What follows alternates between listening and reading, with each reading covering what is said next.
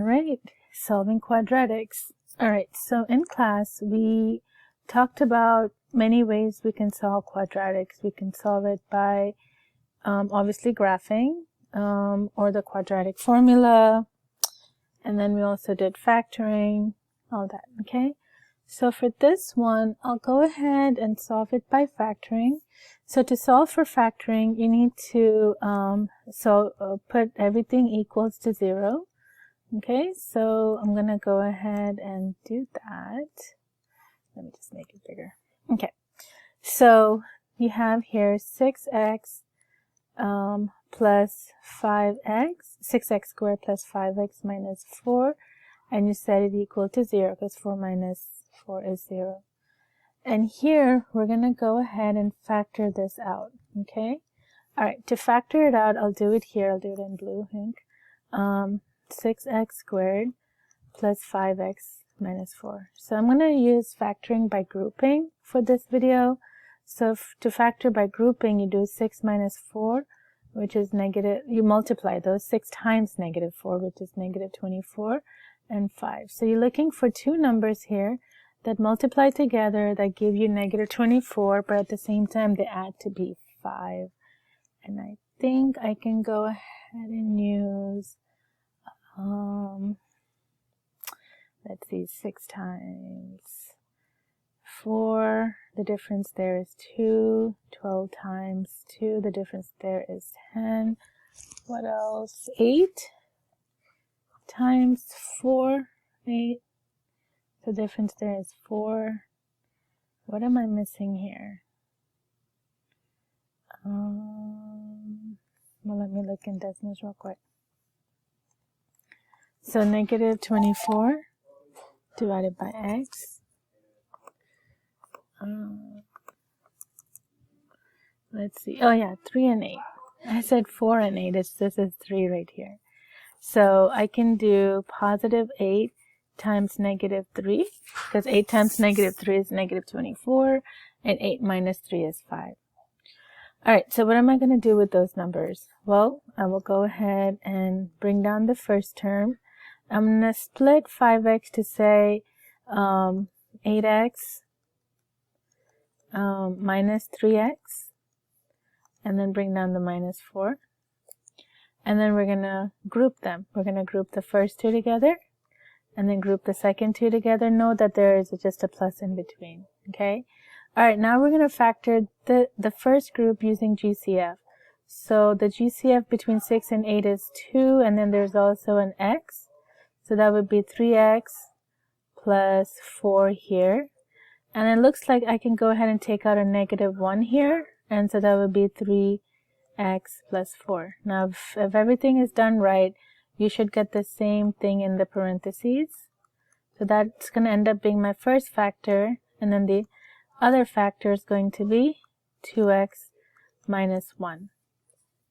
Honestly, I love factoring. Anyway. So that's my factors right here. And since I'm solving this, I'm going to set this equal to 0, which means that I'm going to set the first factor equal to 0, and then I'm going to go ahead and set the second factor equal to 0, and then solve. So subtract 4 on both sides. So 3x equals negative 4, and then divide by 3. And there is my first solution, guys, negative 4 over 3. Same thing here, add 1 on both sides.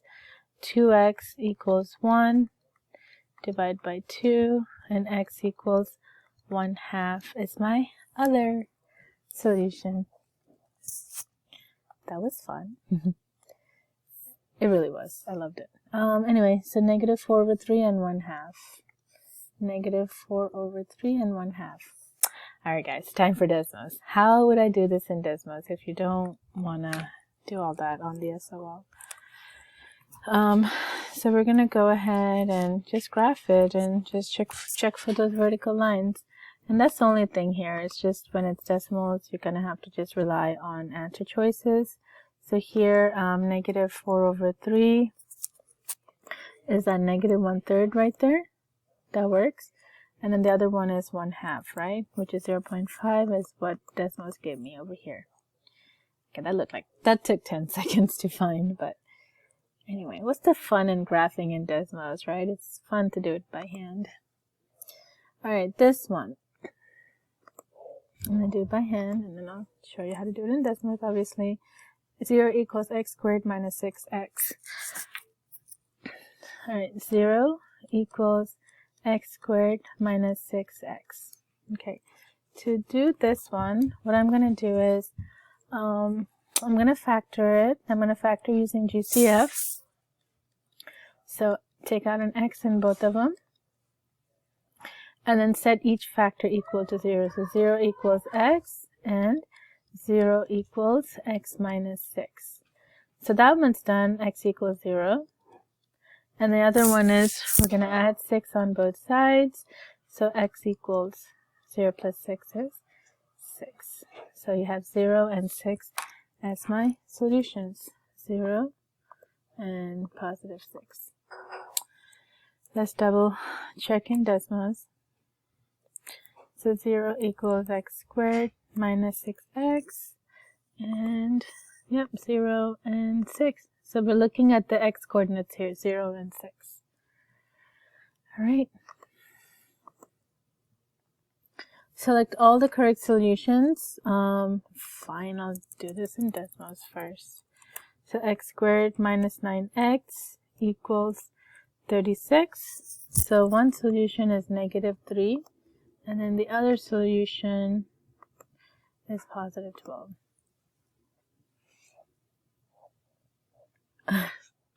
I'm like so resisting to do this by hand, but I'll leave it at that. That's pretty easy.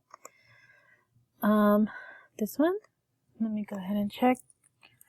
How about this? If the answers come out to be like decimals and stuff, we'll do it by hand. Okay, to get a clearer picture. Negative 1 and 4. Man, negative 1 and positive 4. That worked out. What is this? Yeah, this one I'm gonna have to do it by hand. But so if let me do it by Desmos first, and then maybe I'll show it to you by hand if you're interested in it. If not, you can stop watching the video here. Okay, so if I graph it, I have these weird answers right here. So here, it looks like these solutions came by using the quadratic formula, which is literally the only useful formula that I will give you on the SOL.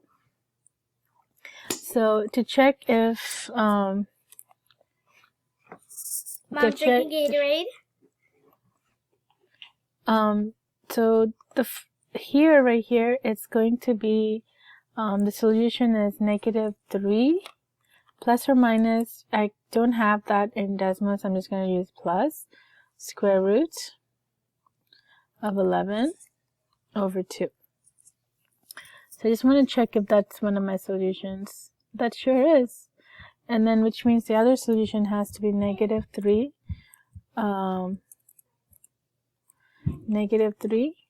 minus square root of 11 over 2. And it looks like, yep, that's my other solution right there. You would just have to go through and see. Alright, let's go ahead and do this one by hand. So what is it? 2x squared plus 6x minus 1.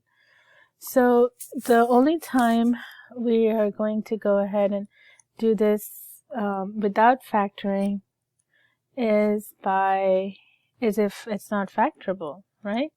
So I will try to factor, which actually I won't. It won't. So which means that I'm going to have to use the quadratic formula. So the quadratic formula is x equals negative b plus or minus the square root of b squared minus 4ac, whoops, c,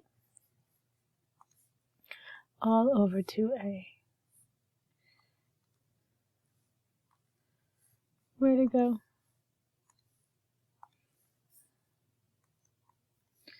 All over 2a.